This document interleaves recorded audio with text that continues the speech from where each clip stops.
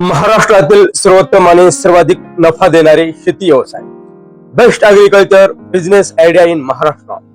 नमस्कार शेतकरी मित्रांनो, शिवम कृषी टेक या आपल्या हक्काच्या युट्यूब चॅनलवर मी सखाराम राठोड तुमचं मनपूर्वक स्वागत करतो. मित्रांनो, आजकाल शेती हा केवळ उदरनिर्वाहाचा साधन राहिलेला नाही, तर तो एक उत्तम बिझनेस बनला आहे. माझ्या कृषी क्षेत्रातील गेल्या 25 वर्षाच्या अनुभवातून मी अनेक शेतकऱ्यांना शून्यातून विश्व निर्माण करताना पाहिलं आहे.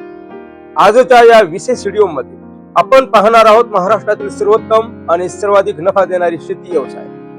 हा व्हिडिओ 7 ते 8 मिनिटाचा असेल, पण तो शेवटपर्यंत नक्की पहा, कारण यात लपलाय तुमच्या आर्थिक प्रगतीचा मार्ग. भाग 1 मध्ये पाहूया नगदी पिके आणि बीजोत्पादन. मित्रांनो, सर्वात पहिला आणि खात्रीशीर नफा देणारा व्यवसाय म्हणजे बीजोत्पादन, सीड प्रोडक्शन. कांदा बीजोत्पादन महाराष्ट्रात, विशेषतः आपल्या मराठवाडा आणि खानदेश पट्ट्यात कांदा बीजोत्पादन हा एक अत्यंत फायदेशीर व्यवसाय आहे. योग्य नियोजन, खत व्यवस्थापन आणि वेळेवर फवारणी केल्यास एका एकरातून चांगला नफा मिळवता येतो. हळद आणि आले शेती. सध्या बाजारात हळद आणि आल्याला मोठी मागणी आहे. या पिकामध्ये कीड आणि रोगाचा प्रादुर्भाव कमी असतो आणि साठवणूक क्षमता जास्त असते. बीजोत्पादन हा सामान्य शेतीपेक्षा अधिक जबाबदारीचा आणि तांत्रिक व्यवसाय आहे. यात पिकाची गुणवत्ता हीच तुमची ओळख असते. बीजोत्पादनात यशस्वी होण्यासाठी 3 मुख्य आधारस्तंभ अत्यंत महत्वाचे आहेत. त्यापैकी नंबर 1, योग्य वाणाची निवड. बीजोत्पादनामध्ये तुम्ही कोणते बियाणे निवडता यावर तुमचे 80% यश अवलंबून असते. अनुवंशिकता, शुद्धता म्हणजे जेनेटिक प्युरिटी.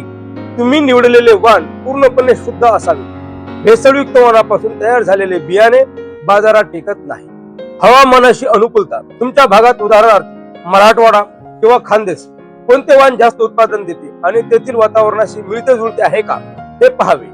रोग प्रतिकारक शक्ती. बीजोत्पादनासाठी निवडलेले वाण हे कीड आणि रोगांना कमी बळी पडणारे असावे, जेणेकरून उत्पादनाचा कमी खर्च होईल आणि दर्जा सुधारेल.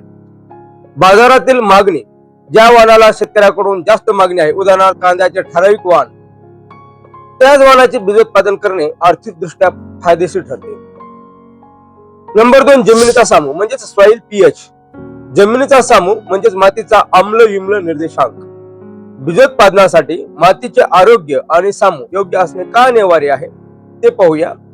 अन्नद्रव्याची उपलब्धता.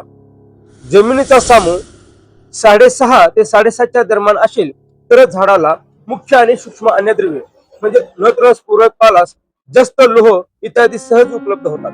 खताचा कार्यक्षम वापर. जर सामू खूप जास्त तर अल्कली किंवा खूप कमी तर आम्ल असेल तर आपण किती महागडी खते घातली तरी ती झाडाला मिळत नाहीत. परिणामी बियाण्याचा आकार आणि वजन कमी पडते. सूक्ष्म जीवांची वाढ. जमिनीतील उपयुक्त बॅक्टेरिया आणि मित्र बुरशीची वाढ योग्य सामू असलेल्या जमिनीतच चांगल्या प्रकारे होते. जोमदार वाढ होते. बीज प्रक्रिया म्हणजे सीड ट्रीटमेंट. बीज प्रक्रिया म्हणजे बियाण्याची लस आहे. बीजोत्पादनात निरोगी रोप तयार होण्यासाठी ही पहिली पायरी आहे. आरंभीचे संरक्षण. बीज प्रक्रियेमुळे बियाण्याला मातीतून लागणाऱ्या बुरशीजन्य रोगापासून, उदाहरणार्थ मूळ कुजव्या, मान कुजव्या यांना संरक्षण मिळते. उगवण क्षमता वाढवणे. प्रक्रियेमुळे बियाण्याची उगवण एक समान आणि जोमाने होते, यामुळे बियाणे वाया जात नाही. कीड नियंत्रण. सुरुवातीच्या 15 ते 20 दिवसात येणाऱ्या रसशोषक किडीपासून संरक्षण करण्यासाठी कीटकनाशकाची बीज प्रक्रिया अत्यंत प्रभावी ठरते. जैविक प्रक्रिया. रायझोबियम, पीएसबी किंवा अझोटोबॅक्टर यासारख्या जैविक खतांची बीज प्रक्रिया केल्यास हवेतील नत्र शोषण्यास आणि जमिनीतील स्फुरद विरघळण्यास मदत होते. थोडक्यात सांगायचे तर बीजोत्पादनात शुद्ध वाण हा पाया आहे. योग्य सामू हे अन्नाचे भंडार आहे आणि बीज प्रक्रिया हे सुरक्षा कवच आहे. या तिन्हीचे योग्य व्यवस्थापन केले तरच तुम्ही उच्च दर्जाचे आणि जास्तीत जास्त नफा देणारे बियाणे तयार करू शकता. भाग 2 मध्ये पाहूया आधुनिक तंत्रज्ञान आणि संरक्षित शेती. पारंपरिक शेतीला आता आधुनिक तंत्रज्ञानाची जोड देणे काळाची गरज आहे. पॉलीहाऊस आणि शेडनेट. कमी जागेत जास्त उत्पादन घ्यायचे असेल तर हा सर्वोत्तम मार्ग आहे. यामध्ये आपण रंगीत ढोबळी मिरची म्हणजे कलर कॅप्सिकम, विदेशी भाज्या किंवा जरबेरा, गुलाब यासारख्या फुलांची शेती करू शकतो. ठिबक सिंचन आणि वॉटर मॅनेजमेंट. कोणताही व्यवसाय यशस्वी करण्यासाठी पाण्याचे नियोजन हे अतिशय आवश्यक आहे. ठिबक सिंचनाचा वापर म्हणजे ड्रिप इरिगेशन अचूक वापर करून आपण खते कशी देऊ शकतो, म्हणजेच फर्टिगेशन आणि उत्पादनात कशी वाढ करू शकतो, हे प्रत्येक शेतकऱ्याने शिकून घेतले पाहिजे. भाग 3 मध्ये पाहूया शेतीपूरक व्यवसाय. फक्त पिकावर अवलंबून न राहता जोडधंदा असणे कधी फायद्याचे ठरते. बंदिस्त शेळी पालन, गॉट फार्मिंग, याच्यामध्ये आपण उस्मानाबादी, बोर किंवा सोजक यासारख्या जातीचे योग्य संगोपन केल्यास शेळी पालन हा एटीएम सारखा व्यवसाय आहे. दुग्ध व्यवसाय आणि कुक्कुटपालन, डेअरी अँड पोल्ट्री, गाई म्हशीचे गोठे किंवा अंडी किंवा मांस उत्पादनासाठी कुक्कुटपालन हा वर्षभर रोख रक्कम देणारा व्यवसाय आहे. यात मार्केटिंग खूप महत्वाचे असते.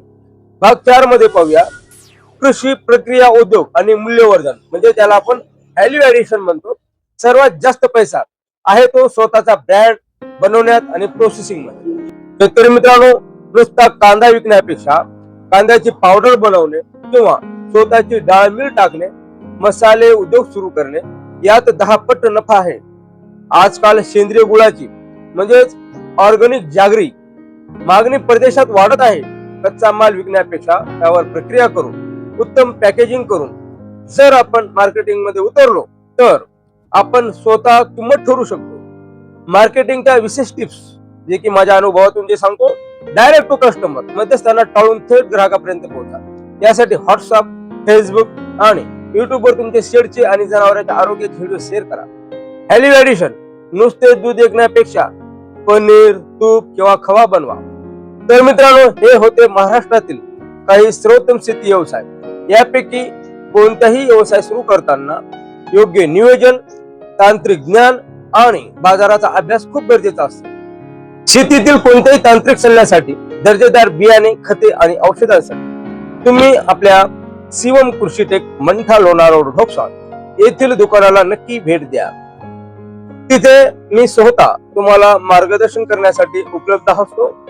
हा व्हिडिओ तुम्हाला कसा वाटला हे खाली कमेंट करून नक्की सांगा.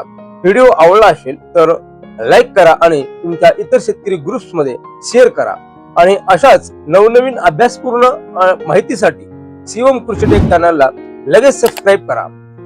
धन्यवाद. जय हिंद, जय महाराष्ट्र, जय बळीराजा. भेटूया पुढील व्हिडिओ. तोपर्यंत राम राम.